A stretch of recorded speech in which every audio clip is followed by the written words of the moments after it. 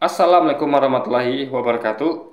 Halo guys, assalamualaikum warahmatullahi wabarakatuh. Kembali lagi bersama saya Bobo dan kita kembali mengenai video dari Pil Pahit yang berjudul Detik Ustadz Kenama Menjilat Daya Sendiri. Kita akan langsung tonton videonya, habis itu akan kita komentar guys. Lagi dengan saya Brother Pio. Kali ini kita akan menanggapi video dari Aristo bersama Bang K. Tepuk tangan buat Ustadz K. Dalam sesi live-nya bersama Aristo pada tanggal 21 Mei, Bang K mengajak Muslim Indonesia untuk sama-sama mengucapkan Selamat Natal kepada umat Kristen. Karena menurut artikel yang dia baca, bahwa Yesus lahir pada tanggal 21 April bukan tanggal 25 Desember. Berikut videonya.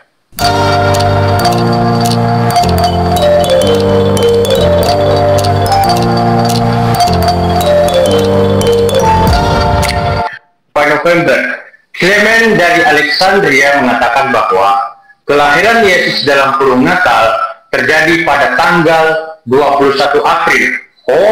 Sementara pendapat lain mengatakan 22 April, ada juga yang mengatakan bahwa Natal seharusnya dirayakan pada 20 Mei. Masya Allah. Bung Ade sama Ustadz Aditya, mari kita mengucapkan selamat merayakan hari Natal kepada saudaraku Kristen dan Katolik. Sekali lagi, selamat merayakan. Bung Hendi juga. Bung Hendi. Ayo ikut kita yuk Bung Hendi. Waalaikumsalam warahmatullahi wabarakatuh. Bung Hendi ikut yuk. Ajak semua yang di Amerika. Yuk kita gini. Selamat hari Natal kepada saudaraku Kristen dan Katolik. Karena sekarang Natal 21 April. Selamat hari Natal. Jadi begini ya, ini adalah semacam sindiran, bukan real. Ini adalah Anda harus pahami, sama gini ya saya bilang ya. Misalnya bahwa harus bisa gini, ada orang yang diklaim orang itu ulang tahun tanggal 5 Desember ya. Harusnya kita lihat cek KTP-nya atau cek bukti lain, itu dia harusnya ulang tahun tanggal 20 Mei. Kita sendiri dengan cara apa? Kebetulan tanggal 20 Mei, kita bilang, ayo kita ucapkan ulang tahun kepada misalnya saudara kita yang lama ini, yang harusnya ulang tahunnya bukan tanggal 25, tapi sekarang, ayo selamat ulang tahun gitu. Itu adalah sindiran, bukan dari hati yang terdalam, bukan real guys. Ngerti nggak maksudnya? Jadi nggak ada hubungan dengan ini, apakah berarti kayak nama itu membolehkan ucapkan selamat tahun apa tidak? Enggak. Namanya sindiran. Nah, sindiran apapun boleh, ya, kecuali menghina, ya. Jadi sindiran itu boleh. Misalnya, ya sama kayak misalnya gini. Misalnya kayak misalnya gini, ada kita menyalahkan orang misalnya misalnya kita ada orang yang orang yang kita tuh nggak setuju. Ini kan Natal kita nggak boleh mengucapkan, itu haram. Berarti sama kayak kita tuh nggak boleh mengucapkan selamat makan babi misalnya, ya kan, nggak boleh. Ada orang makan babi atau orang lagi narkoba, selamat ya lagi pesta narkoba, kan nggak boleh. Nah, tapi untuk menyindir sah saja gitu ya. Misalnya mereka biasanya narkoba malam minggu ya, pakai narkoba, pesta narkoba malam minggu misalnya.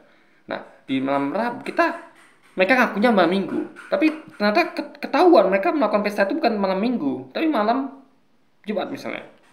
Nah, itu kita sendiri dengan apa?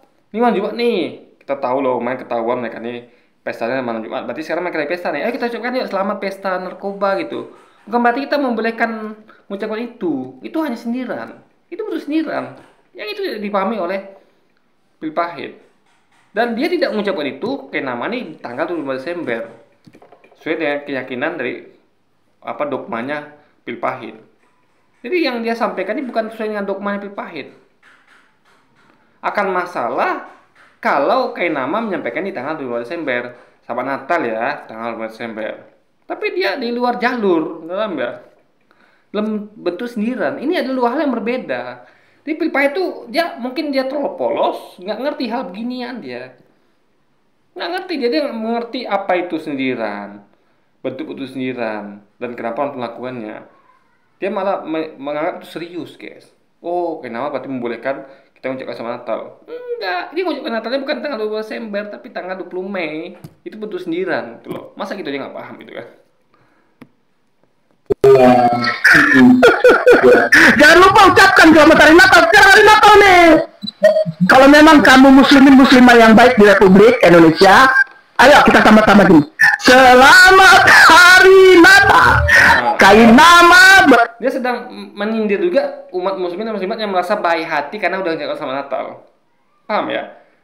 Jadi misal gini, saya sedang kritik bahwa kok ada ya orang lagi pesta narkoba bukan ditangkap, bukannya dikritik malah dipuji. Ya kan? Oh nggak apa-apa lah banyak pesta narkoba, duit mereka kok, bisa gitu kan orang ngomong kan? Nggak apa-apa lah itu duit mereka kok, apartemen mereka kok, kenapa kita yang sibuk ngurusin? Kita harus toleran pada mereka. Kita bisa kita sini dengan mengatakan bahwa ya udah ucapkan itu, bagi anda yang toleran ucapkan itu, gitu kan? Mungkin gitu harusnya guys, logika berpikirnya. Ini bukan berarti bentuk dia tuh ini bukan real guys, ini adalah sindiran. Pipa harus ngerti bedakan sindiran dengan real. Ini bukan real, ini sindiran. Jadi Ustaz Kenama menyindir dua hal ya. Kalau dia mengerti tentang bahasa sindiran, Ustaz Kenama sedang menyindir dua hal.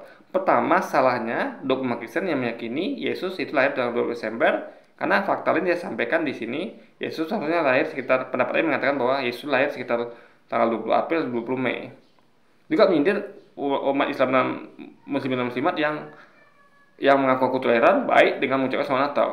Pan bukan itu. Ini masalah Natal ini adalah masalah akidah, bukan masalah baik atau toleran, enggak. Kalau sudah melanggar akidah, itu tidak lagi disebut dengan, tidak ada hubungan dengan toleran apa baik, enggak ada guys. Wong melanggar akidah, masa kita tuh boleh melanggar akidah ya demi melakukan suatu hal yang baik atau toleransi yang tidak esensial? Ya, kita tidak boleh melanggar akidah loh guys ya. Dan akidah pun memang dirancang bukan untuk melakukan satu hal yang merugikan orang, enggak. Jadi orang tidak rugi ketika kita ucapkan selamat Natal, enggak rugi. Ya, coba tanya, apa ruginya umat Kristiani ketika umat Islam ucapkan selamat Natal? Enggak rugi apa-apa. Uang mereka bisa Natalan, ya. Sama kita juga, saya nggak masalah rugi kalau ada umat Kristen tidak mengucapkan selamat Idul Fitri, nggak masalah bagi saya, nggak rugi saya guys. Ya kan, jadi intinya adalah jadi kalau anda orang yang orang baperan, mungkin orangnya haus kata selamat, oke. Kalau kita biasa saja gitu kan. Intinya adalah tidak ada, saya itu tidak memberikan online, itu penting guys, oke berpikir guys. Bersama Arieso dan Ustadz Aditya Talian mengucapkan Selamat Hari Natal 2024 kepada saudara Kristen dan Katolik. Selamat Hari Natal. Gitu ya. Sekarang 21 April. Selamat Natal ya semua. Sehat-sehat ya. Nah itu sindiran, nggak serius. Dianggap serius sama Pride, itu masalahnya guys. Itu baru setuju saya. Kalau sekarang mengucapkan Natal, oke? Sambung. Kita sudah dengarkan bersama bagaimana. Jadi udahlah salah tanggalnya, ya kan? Melanggar syariat pula Islam. Itu masalahnya guys. 2 kali kena kita kalau ucapkan selamat Natal tanggal 25. Jadi kalau kita ucapkan selamat Natal tanggal 20 April, 21 April saya keyakinan yang sampai keyakinan nama yang dia sampaikan bukti lain tadi itu, dia hanya melanggar satu syariat. Itu bukan syariat juga ya. Masa tuh karena memang apa ya? Kita meyakini bahwa Yesus dari tanggal segitu gitu loh. Itu masalahnya. Sama kayak Anda paksa orang lain mengucapkan selamat ulang tahun kepada saya di luar tanggal lahir saya, yaitu 8 Juli. Itu masalahnya, guys. Ya. Orang yang nggak yakin, masa sih Bobby lahirnya tanggal 25 Desember? Nah, itu ngapain Anda paksa dia mengucapkan selamat ulang tahun tanggal 25 Desember, padahal dia nggak yakin itu. Dia yakinnya saya lahir tanggal 8 Juli. Memang itu tanggal lahir saya. Ini kan nggak make sense, gitu kan? Apalagi kalau dia nggak mau, itu disebut sebagai orang nggak toleran, orang nggak baik. Itu masalah di situ, guys. Kalau orang punya hak masing-masing untuk untuk ya bersikap gitu kan. Ana ajakan dari Bangkai kepada umat Muslim untuk mengucapkan Selamat Hari Natal kepada umat Kristen pada tanggal 21 April. Bagi saya mau tanggal berapapun pengucapan selamat Natal tidak ada pengaruhnya. Meski orang Kristen merayakan Natal tanggal 25 Desember. Oh, orang ngaruh ya. Itu besok ubah aja sesekali. Gini guys ya, kita buktikan Philippi itu mengatakan tidak ada pengaruhnya. Coba dia besok merayakan Natal, gak usah tanggal 25 Desember ya, tapi tanggal 21 April. Atau tanggal 20 Mei. Tadi ada dua bukti yang disampaikan oleh Kenama, bukti lain. Atau dia lakukan tiganya sekaligus. Atau keduanya. Yang penting ada salah satu di tanggal itu. Tanggal 20 Mei ada, atau tanggal 21 April ada. Selain tanggal 25 Desember. Coba dia buktikan itu. Dia merayakan itu. Diucapkan kepada yang lain. Selamat Natal ya, ini tanggal 20 Mei loh. Boleh dia ucapkan juga tanggal 20 Desember, silakan. Tapi coba dia buktikan dengan dia konsisten mengatakan itu. Kalau begitu itu bukan suatu masalah. Akan aneh guys. Sama kayak gini. Kita meyakini bahwa Lebaran itu ditetapkan oleh pemerintah tanggal sekian-sekian gitu kan. Tiba-tiba kita ditujukan bukan bukti lain ya. Apa namanya? Literatur lain mengatakan bahwa Lebaran itu harusnya di tanggal-tanggal sekian. Nah, yang tidak diyakini oleh mayoritas umat Islam. Bukan mayoritas, semuanya bahkan gitu kan. Karena kita yakin hanya ya sekitar tanggal itu. Karena Muhammadiyah juga paling beda 1 hari. Jadi nggak jauh-jauh gitu kan. Itu memang hal yang bisa berdebatkan, bukan hal yang esensial. Nah, kita melihat dari apa ciri-cirinya. Karena kan menentukan Lebaran itu adalah dan puasa adalah dari ciri-cirinya, bukan dari exactly kapan lahirnya gitu guys. Hari tanggal lahirnya. Nah,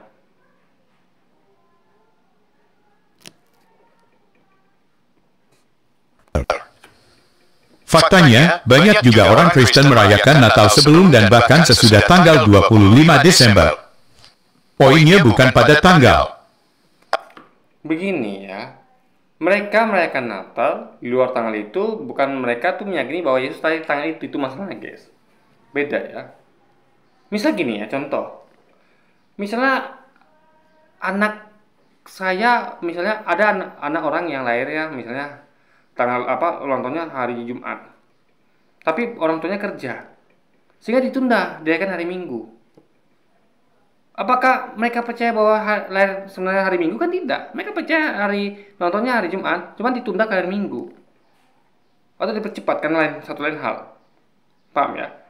Ini bukan masalah dari apa namanya? Bukan masalah dari mereka percaya bahwa hari itu hari lahir Yesus. Tapi mereka tetap percaya pada tanggal 25, cuma dipercepat atau ditunda. Bukan yang sampaikan ke nama bahwa harusnya mereka percaya bahwa Yesus lahirnya tanggal 20 Mei atau 21 April. Itu harus dipahami logikanya guys. Dan ini jauh sekali jaraknya. Dekat Desember dengan sampai dari ke April Mei itu jauh sekali. Dan ini kalau kita baca esensial, ini jelas melenceng jauh. Kenapa? Karena kan mengenai masalah keyakinan juga bahwa umat Kristiani itu meyakini bahwa Yesus lahir di musim salju atau musim dingin. Ya, di kandang domba. Ya kan? Itu logika pikirnya. Dogma yang mereka yakini. Nah, kalau kita tarik ke bulan April Mei, jangan itu akan berantakan lah dogma mereka ini, akan berantakan. Karena bulan April dan Mei itu bukan musim dingin atau musim salju, maka patah dogma Kristiani bahwa Yesus itu bukan lahir di bulan musim dingin atau musim salju. Karena bulan April dan Mei musim panas. Dan itu Alkitabiah bahkan. Bulan April dan Mei itu Alkitabiah karena di Alkitab itu dikata bahwa Yesus lahir ketika para gembala sedang mengembalakan dombanya di ladang, di padang rumput. Artinya musim panas. Jadi tanggal 21 April atau 20 Mei adalah tanggal yang Alkitabiah, yang sesuai dengan Alkitab. Yang berbunyi bahwa para gembala, Yesus lahir ketika para gembala sedang mengembalakan domba-domba di padang rumput. Gak ada para gembala tuh mengelola domba di padang rumput di musim salju, gak ada, atau musim dingin gak ada. Yang logis adalah mereka tuh menyiapkan segalanya di kandang. Jadi mereka tuh ketika musim dingin atau musim salju akan tiba, mereka sudah siapkan itu rumput-rumputnya itu untuk selama musim dingin atau musim salju berlangsung di kandang guys. Ya, tanpa perlu mengeluarkan dombanya, karena akan berbahaya bagi kesehatan domba gitu kan. Itu kalau pepet itu mereka nggak perlu bawa dombanya, mereka yang cari rumputnya di musim dingin itu guys. Itu pun kalau ada gitu kan. Jadi dengan meyakini bahwa Yesus memang lahir tanggal 20 Mei atau 21 April itu sama dengan mematahkan dogma mereka sendiri, dan itu tidak mungkin mereka lakukan. Maka mereka tuh hanya merayakan Natal itu dekat-dekat bulan Desember guys. Itu masalahnya. Dan mereka tidak meyakini betul bahwa Yesus lahirnya di luar tanggal itu. Mereka tidak yakin, mereka tuh yakinnya tetap 2 Desember. Tanggal di luar itu tuh dia kata lu hanya untuk menunda atau mempercepat. Tidak ada hubungan dengan mereka meyakini memang tanggal itu ya Yesus lahir. Itu yang harus dibedakan, guys. Yang tidak pahami oleh pil pahitnya gitu kan. Tapi fakta yang penting adalah Yesus pernah lahir di dunia ini. Dalam Islam sendiri sering terjadi perbedaan pendapat soal hari raya. Teman-teman bisa baca sendiri dalam berbagai Hari raya itu berbeda, kenapa? Karena berhubungan dengan perhitungan bulan, guys, edar bulan dan matahari. Ya, ini lebih rumit dibandingkan hanya kapan untuk lahir, itu beda. Ya, ngerti nggak? Anda memperhitungkan penampakan ruqyat misalnya tentang penampakan bulan, garis lintang segala macam itu beda, nggak sama dengan itu adalah ilmu astronomi, ilmu apa namanya? Saya lupa namanya. Ya kurang lebih itulah, guys, ya. Pengamatan astronomi gitu, yang berhubungan itulah kan, pengamatan bulan, bintang segala macamnya. Nah, itu nggak bisa samakan dengan tanggal lahir yang simple. Nanti nggak logikanya? Seorang bayi lahir itu sudah tanggalnya baik Masehi maupun Hijriah, ya sudah selesai.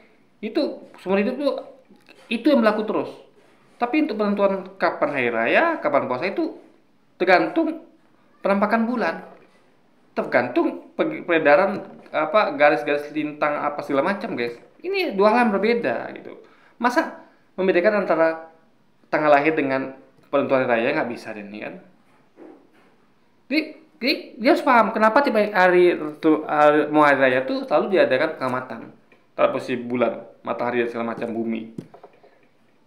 Kan nggak ada orang tuh yang melakukan pengamatan apapun itu ketika mau dekat-dekat tanggal lahir seorang, kan nggak begitu, guys. Dekat-dekat tanggal ulang tahun seorang. Makanya Petrus belajar hal itu. Dia sedang mencoba menyamakan suatu dua hal yang berbeda. Itu masalahnya di situ, guys. Dia harus bisa belajar membedakan antara tanggal ulang tahun dengan penetapan hari raya atau hari ibadah gitu, guys. Itu harus dipahami logika berikutnya. artikel berita. Apakah Bangkai berani katakan kepada Muslim yang berbeda tanggal mulai hari raya dengan dia sesat? Dalam Islam banyak terjadi perbedaan cara sholat tergantung pada mazhabnya. Apakah yang berbeda itu menjadikan sholatnya tidak sah? Dia nggak ngerti yang hal ini. Ini adalah mazhab yang mana Islam tuh ada perbedaan yang tidak masalah, ada yang perbedaan yang masalah. Ya, bahaya kalau tidak ada perbedaan. Anda bayangkan itu ya. Jadi Nabi itu contoh kayak sholat sederhana. Kenapa kok ada yang lutut dahulu? Ya, baru tangan, baru kepala. Ada yang tangan dulu, baru lutut. Nah, ada mereka ini Nabi sedang mencontohkan posisi-posisi yang dipakai oleh orang yang sedang mengalami kondisi tertentu. Coba kalau orang dipaksa dengan satu posisi sholat, kan bahaya. Bahkan Nabi contohkan posisi sholat ketika lagi sakit, lagi duduk. Sakit nggak bisa berdiri, nggak bisa duduk, atau sakit nggak bisa duduk, bisa berbaring. Atau bahkan sakit nggak bisa bicara tapi hanya isyarat. Apakah itu ketika orang itu melakukan berbeda mereka salah? Kan nggak gitu. Jadi Islam itu adalah agama yang tidak kaku, ya. Jadi tergantung kondisi orang, dan ibaratnya itu bukan suatu hal yang esensial. Yang masalah adalah ketika memperdebatkan apakah Nabi Muhammad Tuhan apa bukan. Itu yang esensial. Jadi sama kayak memperdebatkan apakah Yesus Tuhan apa bukan. Itu esensial. Kalau dalam Islam itu yang Tuhannya itu pasti, Nabinya pasti. Mereka tidak. Tuhannya nggak pasti, Nabi nggak pasti. Oh, ini Tuhan apa bukan? Ini Tuhan apa Nabi? Itu masalah di situ, guys. Jadi mereka tuh berdebat dalam hal yang esensial. Kita tidak. Kita tidak lagi memperdebatkan Tuhan itu Allah apa bukan. Allah itu Tuhan apa bukan. Muhammad itu Nabi apa bukan. Enggak. Mereka masih ke situ, guys. Itu fatal. Berdebat tentang suatu hal esensial adalah fatal. Tapi kalau berdebat atau berbeda pendapat dengan hal-hal yang tidak esensial, nggak masalah. Ya, praktek sholat itu tidak esensial dalam artian selama masih Nabi contohkan gitu. Dan Nabi mencontohkan esensinya adalah untuk kemudahan kita. Karena tidak semua orang bisa sholat dengan cara yang sama. Ada orang punya kebetulan, misalnya kayak orang sakit, nggak mungkin lutut duluan. Lututnya misalnya lagi luka atau lagi apa, ya dia tangannya duluan. Gitu ya, guys. Kita tuh harus ngerti perbedaan mana yang boleh, mana yang tidak boleh. Nggak mungkin agama tuh semua sama semua, kan nggak begitu, ya kan? Ada hal yang harus sama, ada yang tidak gitu. Anda bayangkan ya, bekerja pun gitu. Anda bayangkan semuanya harus sama semuanya. Ya, kan tidak. Jadi semua itu dikasih kebebasan, kelonggaran asal sesuai dengan rule. Misalnya saya bekerja pagi, saya cara kerja saya adalah pagi itu saya cek stok, apa stok yang saya tambah. Karena saya bersih-bersih. Lalu teman saya melakukan hal lagi. Ya, apakah itu salah karena berbeda? Enggak. Yang penting kami ngerti esensinya bahwa ini harus beres gitu guys. Coba bayangkan kalau bos menetapkan sesuatu yang sama, kan jadi kacau nanti. Semuanya kalau lagi cek stok semuanya kan kacau. Siapa nanti melayani pembeli, siapa yang harus ngurus kebersihan, kan apa guys. Dan kerja pun jadi enak gitu. Karena hal yang seharusnya tidak diatur gitu loh. Tapi kalau yang lainnya yang sama, misalnya kayak nggak boleh terlambat, semua harus masuk sebelum jam ini, itu baru boleh, harus sama memang. Karena bahaya kalau dan terlambat, nggak adil ya juga, dan itu memang melanggar kedisiplinan. Jadi intinya adalah harus ada yang sama dan ada yang tidak sama. Ibaratnya boleh tidak sama, tapi tidak semua sama guys, itu harus dipahami. Ini berhubungan dengan kebebasan yang menyenangkan dan menghindari kekauan yang tidak menyenangkan guys. Dan hal seperti itulah gitu kan. Dan juga masalah efisiensi dan segala macam. Itu dipahami oleh Phil Python-nya kan. Tentunya Muslim memaklumi itu semua. Menariknya, Bangkai yang sama juga pernah mengharamkan pengucapan selamat. Sama kayak umat Kristiani ibadah di hotel, di gereja. Dan gereja itu ibaratnya bentuk gereja kan juga beda-beda, nggak masalah itu. Pakaian ke gereja juga beda-beda, ada pakai batik, ada pakai apa, nggak masalah. Bahkan mereka dalam hal tutup aurat pun mereka berbeda. Kalau kita seragam bahkan kan, tutup aurat itu aurat semua. Kalau mereka tidak, ada yang boleh pakainya ke bedawati, tutup aurat, ada yang tidak kan. Jadi mereka itu sebenarnya seperti itu juga, tapi dalam bentuk yang lebih parah. Yang harus mereka itu esensial, kayak kita nih kerja pakai seragam, itu mereka tidak pakai itu, mereka bebas. Jadi hal yang esensial harusnya mereka samakan, tapi tidak mereka samakan. Kalau kita tidak, kita yang tidak esensial, kita tidak samakan, nggak masalah. Yang esensial harus kita samakan. Seperti pemahaman bahwa Tuhan itu satu, bahwa Allah itu Tuhan, bukan Nabi. Nabi Muhammad adalah Nabi, bukan Tuhan, dan segala macamnya. Yang esensial itu yang penting harus samakan guys. Seragam umat Islam itu yang perempuan tutup aurat, laki-laki juga begitu, orang dari berlutut itu sama semua guys. Itu sih paham. Yang esensial itu sama, yang esensial biarlah berbeda, asal tidak melanggar syariat guys. Tetap pada koridor tentukan, tidak keluar dari 4 mazhab ini. Itu logika berikutnya. Natal. Karena menurut Bangkai mengucapkan kata Natal itu sangat berbahaya. Berikut ini videonya. Ucapkanlah selamat hari raya untuk saudaraku Kristen dan Katolik. Selamat menikmati hari rayamu dan diberkatilah engkau dengan hari rayamu. Saya nama bla bla bla bla bla bla, bagian bla bla bla bla bla bla, mewakili bla bla bla bla bla bla, mengikut bahagia atas hari raya yang Anda rayakan. Selamat malam. Manis? Iya. Kalau saya kenal Anda, malam ini saya kirim duit 2 juta buat beli makan-makan. Lebih enak daripada selamat Natal? Jangan pernah sebutkan Natalnya, karena Natalnya itu asli berbahaya. Ini masalahnya cuma di 5 apa? Natal itu berapa huruf? 5? 5. Ini di 5 huruf ini. Ini 5 huruf tapi bahaya, juragan. Bahaya. Itu aja. Iya.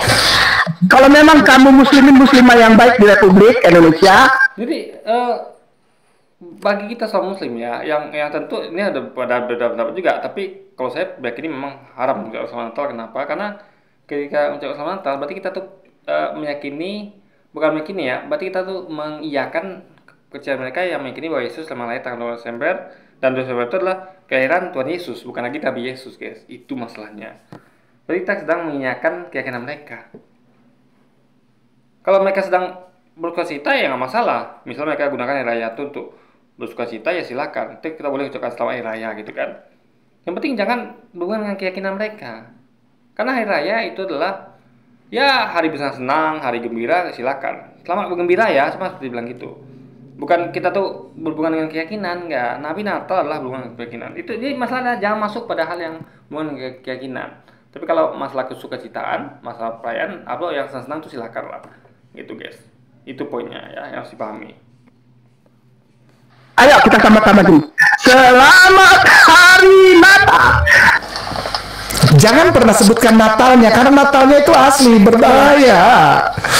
Ini masalahnya cuma di satu. Lagi itu dia menyindir umat muslimat yang mengatakan bahwa Islam tuh nggak toleran. Kalau tidak mengucapkan selamat Natal nggak baik. Orang Muslim yang baik itu harusnya mengucapkan selamat Natal dan harusnya itu adalah perilaku Islam yang toleran. Itu yang sedang dikritik oleh Ustaz Kenama, ya. Bahwa kebaikan orang Muslim itu adalah ketoleransi itu bukan ditentukan dengan apakah dia mengucapkan selamat Natal atau tidak. Enggak. Itu melanggar syariat, guys. Itu sih pahami logika begini. Itu melanggar keyakinan kita sebagai seorang Muslim bahwa kita tuh haram untuk menyiarkan keyakinan orang lain. Ya, itu yang harus dipahami. 5 apa? Natal itu berapa huruf? 5? 5. Ini 5 huruf ini. Ini 5 huruf tapi bahaya, juragan. Bahaya. Selamat Hari Natal. Jangan pernah sebutkan Natalnya, karena Natalnya itu asli, berbahaya. Selamat Hari Natal. Kain nama. Tuh kan itu dia menyindir, nggak serius. Nggak, dia ketawa-ketawa gitu kan. Masa bisa membedakan orang nyindir yang tidak? Sama kayak misalnya gini loh, kita tahu bahwa babi itu haram. Kita bilang bahwa selamat makan babi ya, itu nyindir loh guys. Paham nggak? Jadi Anda harus lihat dua segmen berbeda nih dalam satu konteks kerangka, bukan terpisah guys. Itu sih paham logikanya ya. Bersama Aryeso dan Ustadz Aditya Kalian mengucapkan Selamat Hari Natal 2024 ke... Ini masalahnya cuma di satu. 5 apa? Natal itu berapa huruf? 5? Dia ulang terus. Apa maksud diulang guys? Ini 5 huruf ini. Ini 5 huruf tapi bahaya, juragan. Bahaya. Selamat Hari Natal 2024 kepada saudara Kristen dan Katolik. Selamat Hari Natal. Gitu ya. Sekarang 21 April. Selamat Natal ya semua. Sehat-sehat ya. Itu baru setuju saya kalau sekarang mengucapkan Natal. Oke? Sambung. Teman-teman dengar sendiri. Seorang bangkai yang bahkan perkataannya sendiri tidak konsisten. Awalnya dia katakan jangan mengucapkan selamat dengan menggunakan kata Natal, karena kata Natal yang 5 huruf itu sangat berbahaya jika diucapkan. Ya, kalau dengan sungguh-sungguh. Kalau main-main sendiri nggak masalah guys. Itu karena maksudnya esensinya di situ gitu loh. Ya, kita nyindir itu kita boleh kita mengucapkannya. Karena ini kan nyindir, nggak yang kali dalam Islam itu ditentukan oleh niat. Kita memang misal gini. Saya misal contoh, makanya kita tuh misal gitu gini, kita dipaksa oleh orang Belanda untuk mengucapkan misalnya kita tuh ya keyakinan bahwa kita tuh mau murtad dari agama Kristen. Nah kita nggak setuju dalam hati kita, karena kita dipaksa, ya kita konteksnya terpaksa. Sama kita kan terpaksa dalam hati itu memang harus begitu demi kalau bisa nyindir gitu guys. Jadi suatu hal yang bukan natural itu nggak masalah. Ya, yang penting tuh jangan sampai dari niat. Memang dia niat memang tulus mengucapkan selamat Natal, kan itu logika berikutnya. Kalau nggak tulus nggak masalah, main-main nggak masalah. Apalagi untuk menyindir atau terpaksa karena dipaksa. Jadi guys, pipa nggak ngerti hal itu dia. Dia bisa membedakan antara apakah orang itu tulus, apakah nyindir atau main-main, nggak bisa dibedakan, gitu kan? Tapi anehnya, bangkai yang sama, sekarang dengan lantang dan sambil mengajak umat Islam untuk mengucapkan selamat Natal kepada umat Kristen. Saya tidak bisa bayangkan kalau bangkai satu meja debat dengan para pendeta atau akademisi Kristen. Melihat model bangkai yang biasa menjilat ludah sendiri. Justru ya kita tuh nggak bisa bayangkan kalau Pipai debat dengan kita gitu. Dia nggak ngerti esensi gitu kan. Nggak bisa bedakan mana sindiran. Jadi ketika nanti ada yang nyindir dia, dikira itu serius. Ketika ada orang serius, dikira nyindir dia. Itu masalah di situ guys. Dia nggak bisa baca pola-pola orang ini bagaimana gitu loh. Itu masalah loh. Ya, di situ jadi dianggap semua itu serius semua itu. Orang lagi bercanda dianggap serius. Kacau guys, lagi pikirnya. Tentunya perdebatan akan dihabiskan dengan mengklarifikasi pernyataan bangkai.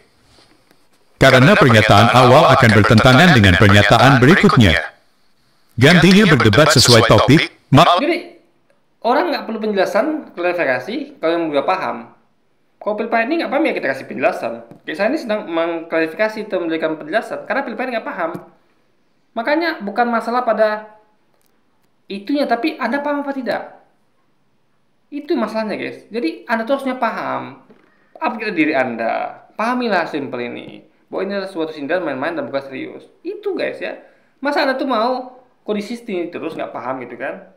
Masa kita harus klarifikasi terus? Ya Anda harus belajar untuk paham. Mas orang nyindir atau serius atau bagaimana? Kan harus paham. Masa kita harus memberikan klarifikasi penjelasan guys? Jadi justru bahaya kalau apalagi di pilpres ini debat guys. Bahaya. Dia nggak paham banyak hal sehingga nantinya kayak gini jadinya. Kita dikit-dikit harus klarifikasi, penjelasan, kita kan buang waktu. Justru orang-orang kayak dia ini lah bikin buang waktu guys. Coba kalau semua orang paham, kan dimudahkan gitu. Karena dalam debat tuh ada sindiran, ada macam-macam metode lagi. Jadi nggak semua itu serius guys, enggak. Ya. Debat tuh nggak kaku. Ya. Jadi orang tuh bisa menyampaikan kritik dalam bentuk apapun itu, dalam bentuk sindiran, dalam bentuk serius, segala macam guys. Main-main juga bisa. Oh namanya kritik gitu kan. Masa kritik disampaikan serius terus? Kamu salah, kamu ini itu kan nggak begitu. Kan bisa kata bapak, yuk kita ucapkan yuk selamat kita bilang yuk KPK ini sekarang adalah lembaga prestasi tinggi, dia ada lembaga nomor 1 dunia dalam hal pemberantasan korupsi. Itu paling nyindir loh, karena kerja KPK sekarang beradul. Nah tapi orang-orang apa itu bahaya, misalkan kita kalau kita pakai metode gitu, ya kita dibatasi hanya harus ngomong bahwa KPK tuh sedang jelek atau macam kan kayak gitu guys. Jadi tidak ada seninya lagi berdebat. Debat itulah seni untuk berkata-kata. Ya. Jadi jangan batasi orang untuk menggunakan kreativitasnya dalam berdebat. Tapi Anda harus upgrade diri gitu loh untuk mengerti esensi dari apa yang orang sampaikan. Itu loh guys masalahnya ya. Jangan suruh orang tuh downgrade, tapi Anda harus upgrade diri Anda gitu sehingga menjadi satu level. Masa orang itu kan levelnya dengan Anda kan begitu guys, pikir-pikir ya kan. Allah akan berdebat soal ketidakkonsistenan bangkai. Satu nasihat firman Tuhan untuk bangkai. Amsal 4 ayat 24. Buanglah mulut serong daripadamu dan jauhkanlah bibir yang dolak-dalik daripadamu. Oke teman-teman, demikian tanggapan kita terhadap pahit. Belajar dulu ya apa tuh arti menyindir, main-main, serius tuh bedakan dulu ya. Oke, belajar dulu ya, bedakan itu. Oke, jadi mungkin sekian dulu aja video kita kali ini dan sampai jumpa lagi di video selanjutnya. Wassalamualaikum warahmatullahi wabarakatuh guys.